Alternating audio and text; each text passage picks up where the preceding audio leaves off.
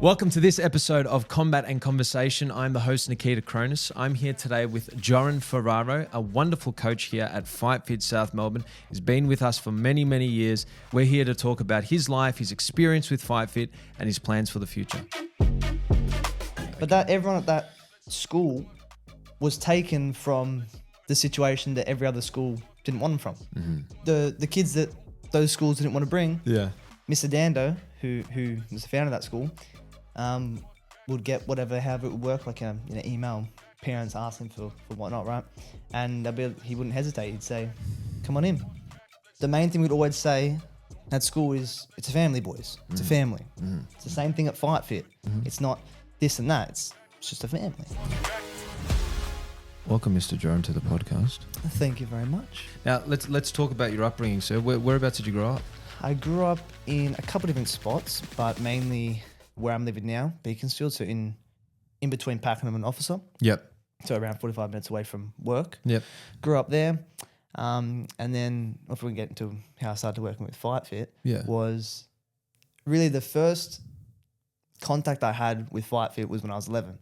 So 11? At the school, we had fun Fridays and we'd go to FightFit because it was a bigger facility. It was cool. The boys better go in and have a little feel of how it is in the fighting scene and whatnot. Yeah. And so we'd go there with the school, do some training, a little bit of sparring, work on the pads and the bags.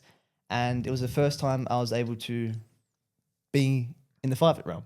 Right. And when you say school, are you talking about Frank Dando's? Frank Dando's. Oh, okay. Yep. So how long? When did you start with Frank Dando? So I started when I was 11. Yep. And so even in that first year, we went to FightFit a couple of times because we had little things we called Fun Fridays where we'd go to the beach or we'd go to different spots. Mm-hmm. And so started going to Dando's when I was 11 and went there all the way until I was 16. So I was there for 5 years. Within those 5 years, the whole school ended up going to FightFit a few times, right? So every year we'd go there probably like at least, 5 times because it's a good little spot. And yeah. So we went there. So I was first instructed to FightFit when I was 11 and then all the way up until I was 16. And when it was about time for me to leave school, the beautiful teachers offered me a job there.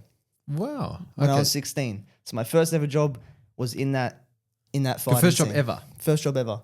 I'd done a little bit of work with my dad. He was a handyman. Yep. Cutting down trees. Yep. Doing boring jobs and whatnot. But my first ever real job was with FightFit. So FightFit's been at the core of sort of your work experience, but also your identity from a very young age. 100%, definitely. That's fantastic. And do you think Frank Dando's was like, obviously because they introduced you, but was it a pivotal learning ground during that period as well to sort of get you accustomed to the fight game and the fight scene? For sure, because the beautiful thing is the working at FightFit was very easy because it was the same vibe and the same feeling as school. Because the same teachers that work at school, which is only a handful, about 3 or 4 teachers, are the same teachers that take PTs and group classes and do the training at FightFit as well, and coaching at FightFit. So when I went to that school, and I loved it, I had a blast there.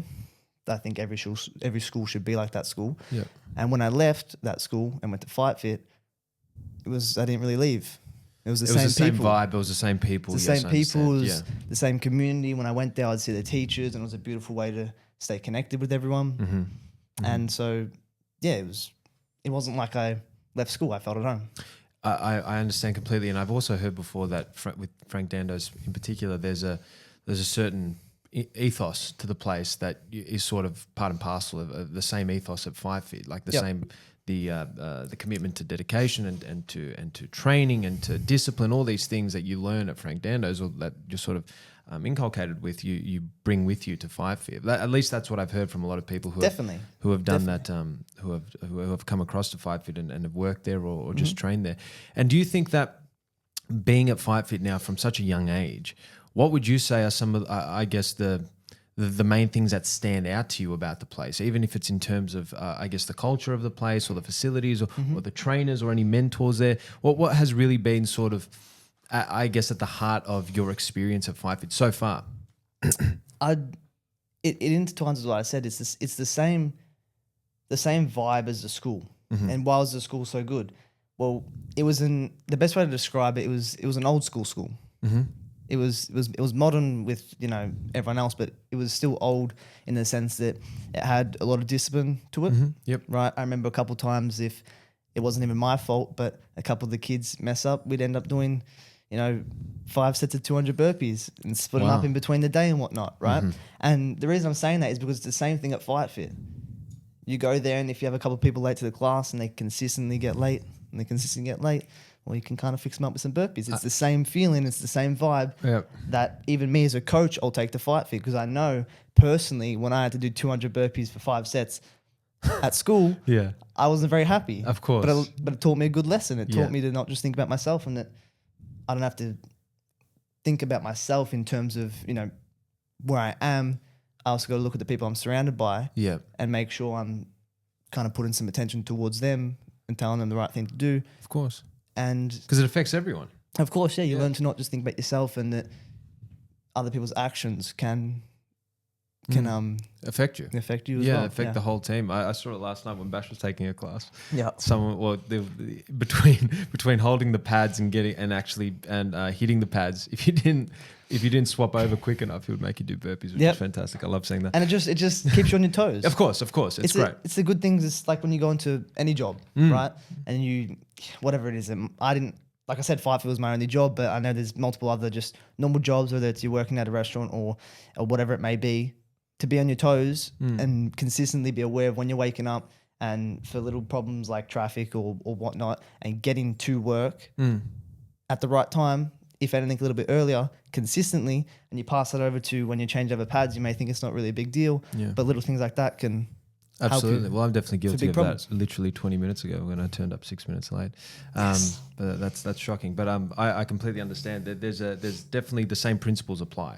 To what you're to any gym or to any work environment. Now, considering you've been there for quite some time, let's talk about sort of the mentors and the trainers that exist at FightFit now. Is there anyone that stands out to you that has sort of been pivotal in sort of guiding you, or just being there to lend a hand at FightFit? Anyone you particularly look up to? Maybe that's a good way to put it. Many people. Yeah. There's many flowers to give. There's, like I said, everyone that.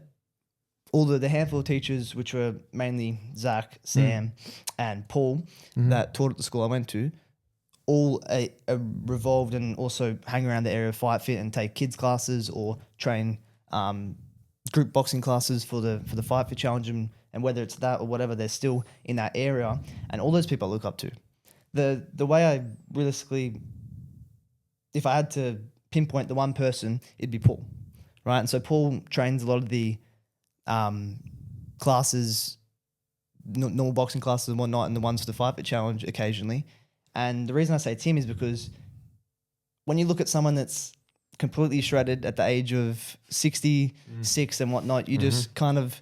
You're in awe. Got to think to yourself and go, there's kind of something to it. Yeah, of right? course. There's something to it. And I looked at him since I was 11. By the time I left school when I was 16, I spent a third of my life there. Right, I spent about a third of my life there, and Paul was the main person. Of course, all the other teachers. Sam had his own beautiful area that he's good at. Same thing with Zach. Same thing with Paul. But I took a lot of the stuff that Paul did, and I put it into and kind of turned my life into the way he was doing it. Right, and whether you used it him was, as a model in some way. Exactly, definitely a role model. And whether it was his training, because he was ripped at the ages of 60 and whatnot. That's fantastic. His personality and his drive and what he'd do in classes. When I watch him take classes when I'm at school, I go and I put that towards what I do, and I take a little bit of things, a little slice from everyone's style of training and coaching, and I put it into how I coach, right? And the same thing goes for Bash, right? The first time I came into work for Bash, I can't explain how many times he said to me, whether you need help with classes or out of classes, I'm here. And it was the exact same thing I get from the teachers at school. Whether it's in school or outside of school, we're there to help you. Right? I had there's multiple situations where kids would get in trouble with the cops, and the teachers wouldn't just help them inside of school. They go to help them with court trials and whatever that stuff is, and actually go to the court scene. Yeah, they were there for and help everyone. them. Yeah, of course. Right? Yeah. Bash did the same thing. Whether it's inside work or outside work, he gave me he told me that I'm here for you inside or outside of work. Yeah. And so it's the same thing from FightFit to the school. Yeah. I don't feel like I've left the school. I understand. You know, the sense of community is the same across both. Exactly. Across And so the both role companies. models are also the same because they're in that area of Fight Fit. Yeah. And so all those coaches, even like Bash and all the other coaches at South Melbourne, even the ones at Moorabbin, because I originally worked at Moorabbin, they're all role models. I ghosted a couple of the coaches at Moorabbin when I first started working for Fight Fit. You ghosted? Ghost them, yeah. So like, because I was only 16, I wasn't able to take the classes fully. Right. Okay. So I'd be in their shadow. Yeah. They'd tell me to maybe add on to the combos and pick your own sorry, combos. I thought you meant ghosted, like you stopped talking to them. No. Like that type of that's ghosted. what we called it. We called it like ghosting. Yeah, like, Okay, yeah. Like you're just because you're following them. You're shadowing you're them. their shadow, right? And so do little things like add on to the combo or make a combo, but you wouldn't really take the whole class until I got older and I'd spent enough time. And they were, they knew I had the ability to take a class. Then they'd push half of the class on me and say, take half of the class or take the whole class. And so originally, when I left the school and I did my Cert 3 and 4 in fitness, the first job I had was still with Fight Fit, but it was at Moorabbin. So still 40 minutes away, still a long drive, but I didn't hesitate. I said, yeah, cool, let's do it. Because why would you pass down the opportunity to work with the same people that you grew up with and the vibe that you're comfortable with, right? So I worked there for probably like close to a year, and then they passed me over to South Melbourne because South Melbourne was packed and they needed more coaches, right? They're like, we need more coaches. You want to come work at South Melbourne? I said, yeah, sure. And then I worked there, and that's when the journey began at South Melbourne. I kind of bunkered down, got comfortable there, starting up PTs, taking all the classes, and that's when it sort of all came together. And now it's in many ways your life. Like you're there all the time. You're training people, and you're a part of the community. You are a staple of the community. Yep. So I think it's an interesting story because you're only 19 years old, right?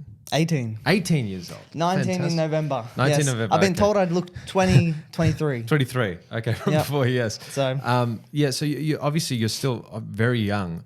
A large part of your life has been developed, I guess, and sort of formulated at the gym in some ways. Where do you see yourself now in the sense that obviously you've been training for quite some time yourself. You understand the game well. Is there any fights or any type of any type of combat sport in the foreseeable future for you? Are you thinking of jumping in the ring yourself? And I know that you've had experience before, but anything coming up, or what's the sort of on the horizon for you? Yeah, so on top of coaching, I always love to jump in, and all the coaches do it. Yeah, me, Bash, you see it all the time. A bunch of the coaches jump in on the classes or train with each other because the role models are normally the people that do the same thing that you're doing. So it's kind of weird if you want to lead by example. Yeah. Exactly, yeah. It's kind of weird if you have people say, "Oh, do push-ups, sit-ups, lift weights," and they don't really look like they do it. It's actually the worst. You see that and you're like, "Oh, this person's not taking it seriously." Whereas if you just look at someone, you go, "Oh, they look really fit," and they look like they know what they're talking about. There's something to it if they look like it. Absolutely. They look like it. You're more interested in getting into it, and then you find out that there's a reason they look for it. So what you're saying is that you're going to be participating in the challenge maybe next year? I'll be doing a amateur fight early this year.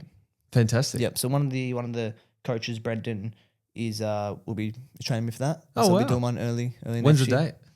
Don't have it locked in yet. Okay. No. Okay. Have you started training at all, or is it just? Yeah. I've always kept up with my training. It's always hard because we did boxing, kickboxing, judo, some jiu-jitsu, MMA rounds at school, and it's hard to keep up with everything. And so you sort of have to learn, which is kind of another thing that it teaches you, is there's some things that, you kind of got to put some things aside and figure out what you want to focus on. And so I knew I wanted to work with FightFit regardless, right? And so I worked there, and I knew it's kind of hard to do judo, jiu-jitsu, and kickboxing, MMA. It's kind of hard to do it all. And so I was like, what do I like the most? I like all of them. I was pretty good at all of them. And so I just continued with boxing and kickboxing mainly. And so whenever I'm taking classes, if I have the time in between, similar to other coaches, you'll see them jump on the bag and train and keep up with their skills. Yeah. Right? You're always in like about 2 hours early training yourself. Yeah. I say that. Yep. Yeah. Yep. So you're always keeping fit on the not only on the off chance, but also just in preparation for some type of fight later on in the year. So you're always keeping fit, match fit. That's fantastic. I always, and it was definitely from a part of the reasons from the school, but I always wanted to go into a fight. Yeah. And I always wanted to do it at least once. And you know, it's funny you say that because it's even if you're not having a fight, you see that with a bunch of the trainers at the gym. It's that they're constantly keeping fit because, as we talked about before, it's part of the ethos of FightFit. Yeah. It's part of the I guess the principled nature of the coaches, For which sure. is you're always in shape. We follow the model of Paul and all these other great trainers here who constantly want to be in the best shape possible. Not for the sake of looking good, obviously that's a big part of it. Yeah, big part of it. But just to feel good and to have the discipline to keep going. I think it all comes in the same package. Now, what would you consider at the moment? Obviously, you've got this fight coming up. No locked-in date yet, but I guess broadly speaking, what are some of your goals, both at FightFit and outside of FightFit, in such an early stage in your life? Or where do you think you're heading, or where would you like to head in any domain? Well, when I was first getting into, when I was talking, just on occasion, I was talking to Bash a couple of times, and I was like, he said to me, he's like, I'm going to get you as many classes as I can, as many PTs as I can. I was like, yeah, cool. And he told me that there was this person that did like something like 40 PTs in a week, right? And regardless of the money he was making or whatever, it was just he had 40 PTs a week, right? It was incredible. And I was like, I've got this many, and I started to set goals like I want to get, 4 PTs and a couple classes, and I want to get this many, and start to work out how many I wanted. So the goal is, I was like, in my head instantly, I'm like, not out of cockiness or anything, right? I was like, I want to try and beat that. He's like, the record was 40. I go, oh, cool. Let's see if we can get 40 eventually. I'm only 18. I've got heaps of time. Eventually I can ramp it up. Yeah. And I'm going to constantly keep on looking for PTs, but having that in the back of my mind that someone has done 40, I'm like, it's a good benchmark to aspire to. It's very good. I was like, I'll get to 10, I'll get to 15, I'll get to 20. Yeah. And I'll do that, And so that's one thing, trying to keep those PTs up. Get as many as I can is a main goal. Just because there's the reason I'm there. I want to help as many people as I can. Of course. Right? There's obviously, I have a car, I need to pay for fuel. There's that side of it, a financial side, right? But realistically, it's just the feeling you get from finishing a PT and them coming up to you, puffing, barely able to get their words out and saying, oh, thank you for good that. Session. Yeah, of course. Right? Not much beats it. You made someone's day, they're going to have a good night's sleep and wake up and come back to it, and you've made them a little bit fitter. There's no downside to it. When There you really think about isn't. it, like it's just, you're just helping this person become better and improving in both mind and body, which is it's a huge feat. So Definitely. So you've got that benchmark. For 40, you want to beat that eventually and have that. That's the goal. Fantastic. And how many days are you at FightFit training? I'm at FightFit every day, just because I just there's multiple days that I don't have any work, but I mean it's like I want to be back to school. Yes, of course. So I go there, I'm like, I see similar people. It's just a community, everyone's, it's just good, right? Yeah. So I'm there Monday to Wednesday training as well as coaching, and Thursday, Fridays I'm there training. So and I always get, pick up some classes as well. If anyone wants to come down and have a PT session with you or join your kickboxing class or your boxing class, they can find you essentially any day of the week. Any day I'll be there, yep. That's fantastic. Come up, chat, sort it out. Beautiful. Fantastic. You have a good session. Huh? Now, I want to ask a couple of these are, I guess, this is again a loose-ended question, but we obviously know that we have some fantastic personalities around the gym. Definitely. A lot of them are crazy, in the best way. A lot of them are fun. Have you encountered, since you've been here at FightFit, any particular stories do you have, I guess, of any of the crazy moments that have happened around the gym? Anything that comes to mind? That, like you said, a lot of them are during classes. Right. Just where during the classes. During the classes, okay. Where people get a little bit lazy and slack off, and then they see, what happens when you slack off and you get some burpees or you sit on the wall for a few minutes. And then they always get back up and they go straight back into it. But really, those are probably the only really situations. I mean, it's little stuff like that within the community. People bickering and joking around and some funny things happening. And you know what? It does in a deeper way, if you can even, I guess, extract something deep from that type of scenario. But it does kind of play into what the focus is of FightFit to some degree, which is obviously here to train hard and to improve and all that. But we still have a laugh. Everyone has a laugh and has fun. And there's got to be the both sides of it, yin and yang. Absolutely. You got to know how to work out, and you got to know how to work hard and put in the time to actually do something that's hard. Yeah.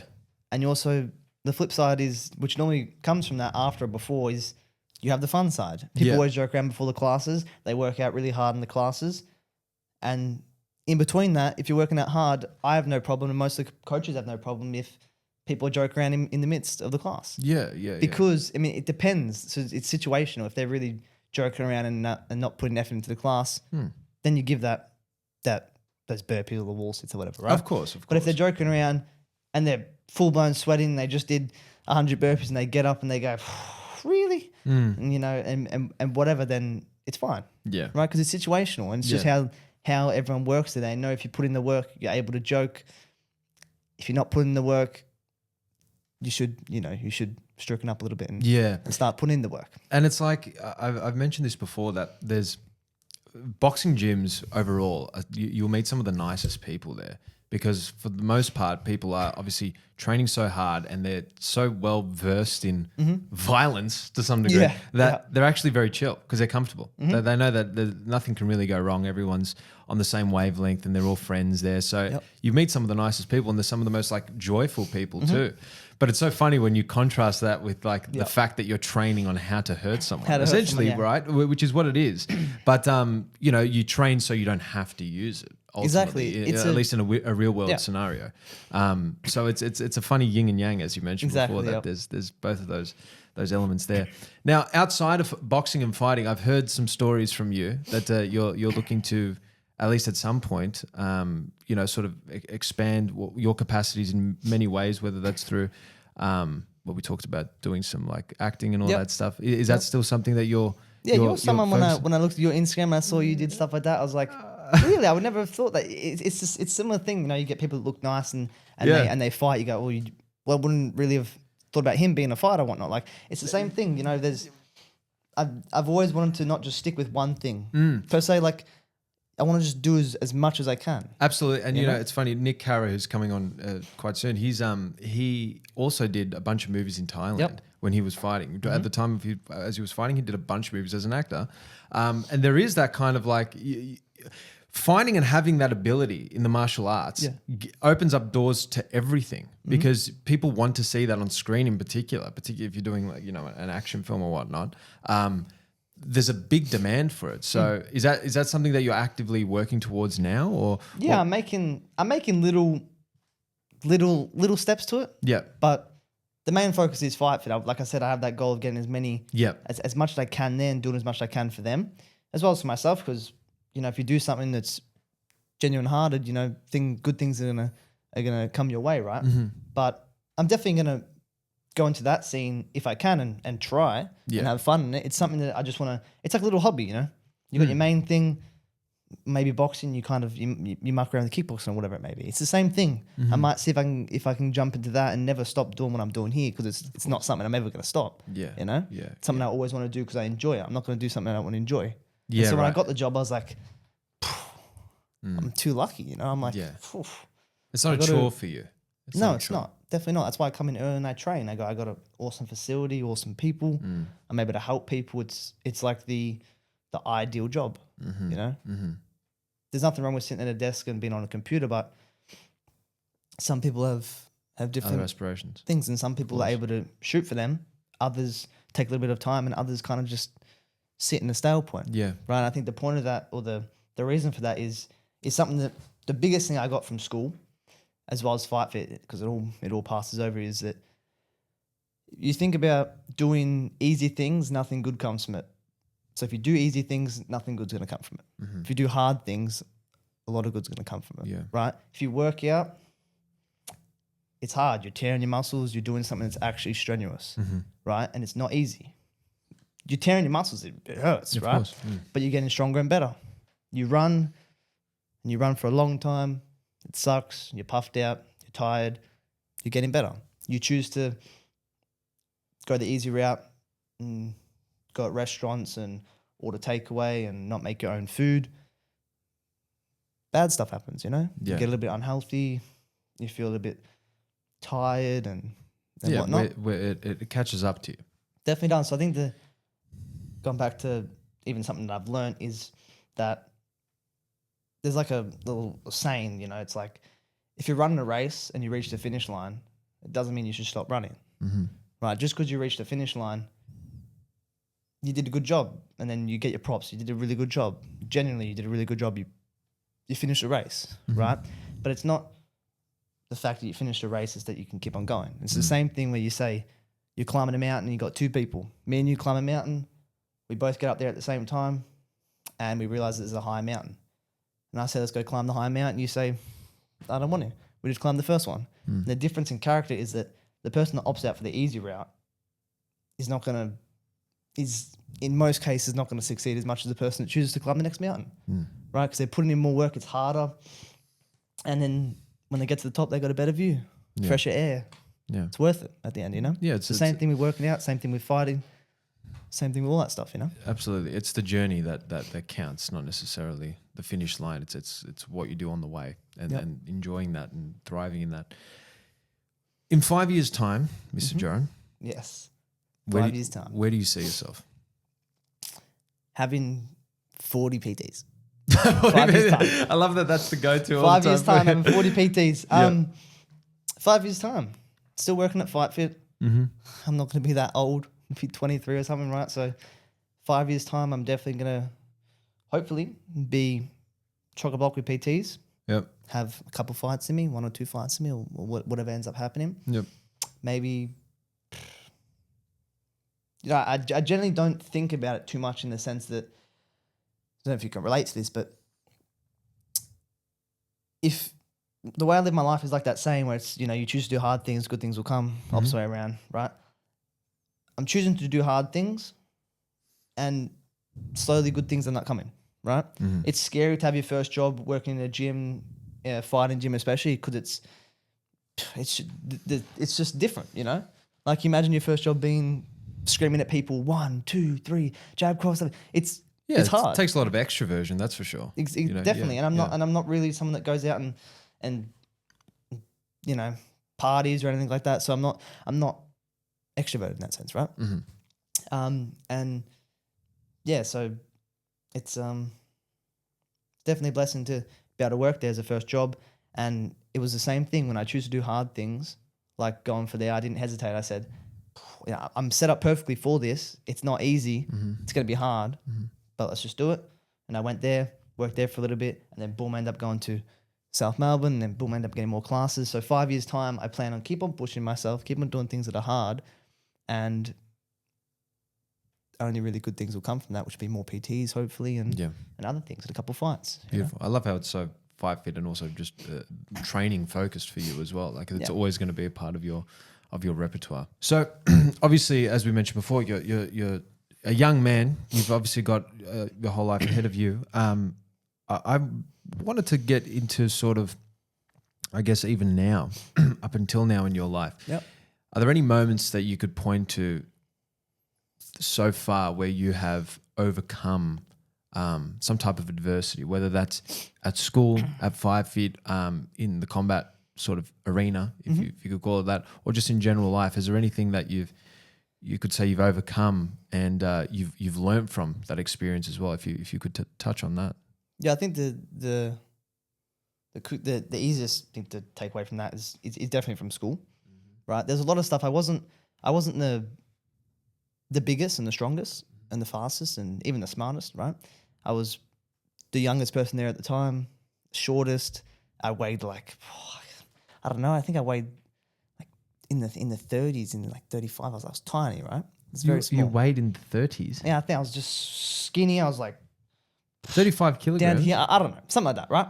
Very, very small. Like very, very, very small. Yeah. And that's small. Over the years, I in that scene, that hard scene, where you realize from hard things, good things come. I end up getting, you know, that confidence and an ability to push myself. And so whether it was, we had lap days where we'd swim for an hour straight in a 50-meter pool and your feet can't touch the ground. I ended up getting the most laps in that, which was 86 laps in an hour, right? And it's the same thing where we did something that was called a Royal Rumble, and it would be a grappling match with all the kids there. It was a small school. This is all at Frank Dando's? All at Dando's, yeah. It was a small school, about 30 kids max. Normally there's like 25, 26 kids there. It was a Royal Rumble, like the WWE. Royal Rumble, but it was just grappling. So you all partner up, like me and you would partner up, and we'd go and we'd grapple, and first one to tap out, they go out and sit on the side, the next person puts their hands up, and someone can jump straight on you, Oh, or wow. you jump on someone that's free, right? Yeah, yeah. And I ended up coming second in that. Mm-hmm. That was a big learning lesson. I ended up coming second, which I was like, oh, it's really close to first. But I ended up versing. Then I was probably like 46 kilos or something, right? 46 in particular. Still yeah, very, yeah. because I remember we used to weigh ourselves a bit Yeah. and whatnot because I was into gym still by then. And I ended up versing someone that was 90 kilos. Whoa. Right? Very big. Bit of an unfair matchup. And that wasn't the last person because I was in the last one where it was me and him.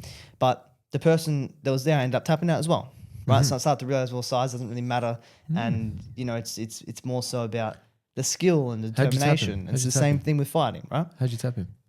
It was just a rear naked choke. Took his back. Just a rear naked. It was quick. It was quicker, and I got to his back. Right. Quick and effective, yes. And then so when I got to the last person, because I had to work so much harder because I was smaller, right? Yeah. And I had to be more active. I didn't stop grappling at that point for 45 minutes. I was grappling for 45 minutes straight, Non-stop. dealing with people that were heavier. I was No grappling water for breaks, nothing. Nothing. Grappling for 45 minutes straight, right? And so when I got to the last person, we ended up going until about an hour and 15 minutes, and I got my back taken and choked out, Ooh. right? And obviously taps. I didn't Yeah. choke out. Yeah, past yeah, it, yeah. right? Yeah. But that was a good lesson because I learned you can do a lot of work and not get to the finish line, but Yeah. it doesn't mean you should stop. You know, it just means there's things you got to work on. And all it was for me was just get a little bit better, not, you know, focus a little bit more. And yeah, that was a big lesson. Within that, working so hard and failing, that's where you have those two people where one person opts to take the easy route again. You fail, let's just sit back down to safety and whatever it may be, right? I failed that, let me just sit back and just kind of try to survive. But then you have the other person, which are normally the people that strive at the end, that go past the adversity and keep on fighting. They keep pushing. You know? They keep pushing. On the topic of Frank Dando's, just out of curiosity, now that you talked about this Royal Rumble, what did a typical day look like at Dando's? What was on the schedule for most of the So students? the curriculum was morning sport was the first thing. What was that? It was either boxing, kickboxing, a lot of bodyweight exercises, push-ups, sit-ups, wall squats, planks, whatever it may be. And what time did that start? Sorry. About 9:15, I think. Okay. Yep. Yeah, 9:15. I think we had, it was 8:45 we started, and then we had about half an hour to chill out, and then we go into morning sport. And the good thing about that, obviously, was in my super earlier times when I went to mainstream school, I was all over the place because I had a lot of energy, right? Some people call it ADHD or whatever. I think it's just called being a kid. You have a lot of energy, right? Yep. But I'd run around like a head of the chicken, and part of the reason was because the first thing we do when you go to school, the bell rings, you go straight into class and learning and sitting down. You're just a kid that woke up, probably had a very sugary breakfast, Cocoa Pops or whatever it is, a very sugary breakfast, and you got to jump into straight learning and sitting down. Yep. And fixed spot in a chair, right? So the first thing we did there was morning sport. So your energy gets drained physically, and then mentally you would jump into English, right? After English, we go to the pool. After going to the pool, we'd come back and do math, and then we'd wrap up our day, right? Okay. So it was math, English was the main curriculum we did. On top of that, I always say, so we did all like physical activities in between, and math and English and real world learning. Called real world learning because we had a lot of talks about family problems and kids in and outside of school, or they get in trouble with the police, or they're drinking and partying and smoking and whatever it may be. So that was really good. And yeah, the crossover is still there when it comes to FightFit, right? Because it's, like I said, the same people are over at FightFit, and a lot of them haven't had a smooth sailing life, you know? Yeah. Because that's just how it goes. No one ever has just a perfect life, right? You make mistakes, you learn from them. And so the people that FightFit, especially the coaches, which is why it's good, which is why they're role models, because you look up to them and they've been through the hard things, and now they are where they are now, which is a good place. The beauty of that is you can talk to them about it, right? You go, oh, you know, I was struggling with this at home, trouble with these people or cops, whatever it may be, right? Big or little, and you'd be able to talk to it about the coaches, right? Because they're not just there to train you, just specifically boxing and kickboxing and conditioning and whatnot. They don't just do the class and then go, okay, next class. Yeah. Right? There's always talking before, always talking after. If they notice you're feeling a little bit off, they always have a chat to you, go, you feeling good? You might be sick or you might have some problems. like personal problems, and they talk to you about it, and you get a little bit more comfortable, and Yeah, they're there to help. And it seems like from what I'm getting from you now that the school was very much, it was very personable in the sense that they focused on the individual at hand, like what they were going through as well, especially with that. Did you call it real world problems? Is that Real world learning? Real world learning. Real world learning. And take me through that a little bit. Was that how was a class structured in for real world learning? What did that look like? Well, in terms of the real world learning, when we sit down and we talk about problems, You in general, sit down and just have a sit have down a chat. we grab our fold out chairs and we make a circle on our judo mat or our exercise mat, right? A big mat. And we make circles with our chairs. We'd sit down and we'd all have a chat. The teachers would start off. They'd say, "Does anyone want to talk about anything?" Normally, people are just quiet because obviously people want to just keep Hold it everything in. inside, and I don't have a reason to talk about my problems, so let's not talk about my problems, right? So the teachers would normally open everyone up and start by saying, "Does anyone have any problems they want to talk about?" And they go, "No." Right? Okay. Well, and then they'll start and draw something from their personal life, right? Whether it was there from a kid or whether it's currently, because everyone still has problems. You can't just because you're an adult. You're saying mean, the teachers would the draw. teachers would go and they'd ask, and then they'd be like, "Anyone want to put their hand up and talk about a problem they've had or are going through?" And like I said, everyone would be silent, and so they'd start off by saying, "Look, I'm struggling with this or this and that," and then you go and you just expand, and the talk would end up starting with maybe family problems, and it would go into a real deep understanding of how to solve it. It's like a counselling session in a way. Basically, Similar, yeah. yeah. And the good thing, it's the same thing with how I say, like I felt like I haven't left my work at FightFit is because it's the same vibe and community. It's the same thing there. The reason tough kids, they're like, they want to keep everything inside and whatnot, are able to talk about it is because they have the same people, like the teachers, around them, right? They're not surrounded by, like if I was